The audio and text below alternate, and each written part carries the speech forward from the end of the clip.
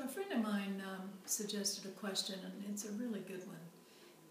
It's really what the Heart Sutra, and it's just one line of the Heart Sutra that says, beyond, beyond, beyond to the other shore. If we could hold one pointer sutra within our hearts, I think that would be a very, very beautiful one, a very true one. For the tendency is, as the self-recognition begins to deepen and become familiar and become more lived, there's a tendency for the mind to grab onto the ones that are, they're beautiful states of consciousness. They're glimpses of truth, but they come and they go. So the reality simply is, it doesn't come and go. It can't. So those tendencies to grab onto the very wonderful states, deep peace, silence, the sense of ease, of freedom, of nothing matters, all is well. I mean, all of those are lovely.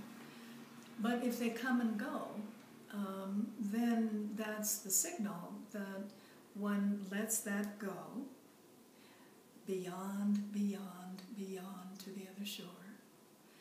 And let's go also what the mind tends to hang on to, which seems a paradox, which is the painful states, because the mind is so defended and skilled into defend those deeply painful states.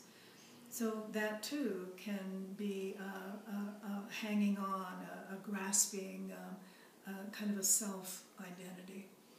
And so once again, beyond, beyond, beyond to the other shore, you begin to see the more that begins to be lived, this gorgeous pointer of truth, is that one does not hang on to anything at all.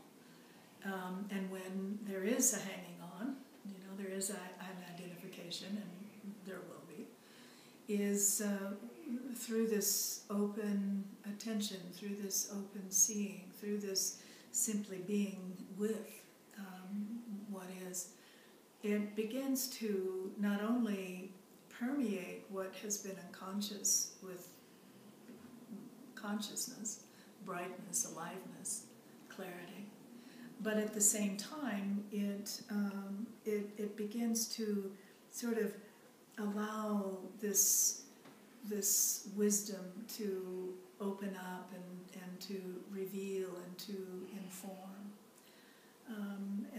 And that's a beautiful way of being with that arises.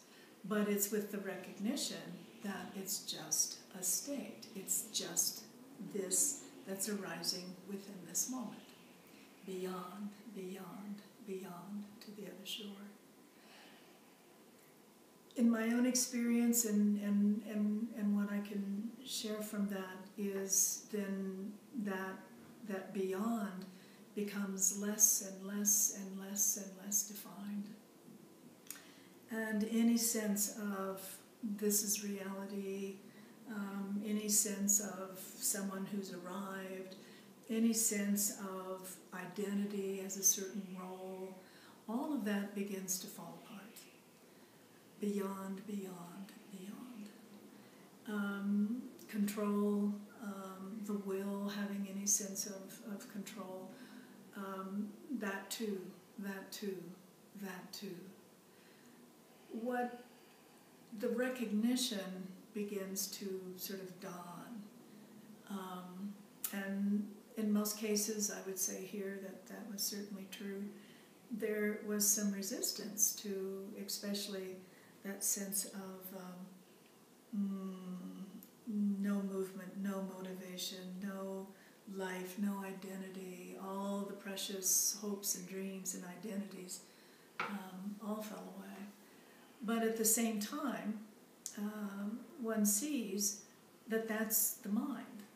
You know, one truly understands or sees clearly, it's more precise, that those are just aspects of the mind that are complaining, right? It doesn't let go as easily as maybe some other states of mind. Everyone is wired up differently that way. So the recognition is beyond,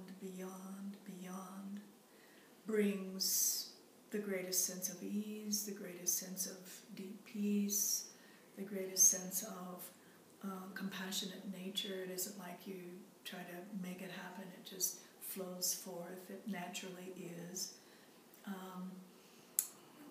A sense of lightness, humor, all just starts to express itself through that space that's now available, that was contracted into identity and like and dislike and wanting and not wanting and all of those contractual kind of energetic graspings that cloud the natural state. And the natural state is, as I have described it, ease of being, a brightness, a naturalness, an authenticity, a sense of humor, a sense of fun, a deep humility, and I don't mean a false humility, just a humility of there's no one there to defend or protect or need to be right or not right. That's really the deep humility. So beyond is the constant mantra that one holds in one's heart. For there's just all the states, both horrible and beautiful, are simply states. They come, they go. What remains? And what remains completely disappears in a certain kind of way. It dissolves as well. It's infinite. How could it not? But there's a greater and greater and greater sense of abiding, of resting, of just simply, I'm here, through all circumstances and all situations and with all people in all relationships. Beyond to the other shore. So we're having a retreat, and it's coming up in September 5th at the Zen Center here in Crestone, and I would very much like to explore this in a very deep and over a 7-day period. I'm just so delighted with the depth and the maturity and the openness of those that are attending, and just very happy, just very joyful to be able to explore in this way with the depth and the maturity that we are now able to be with one another. Love to you.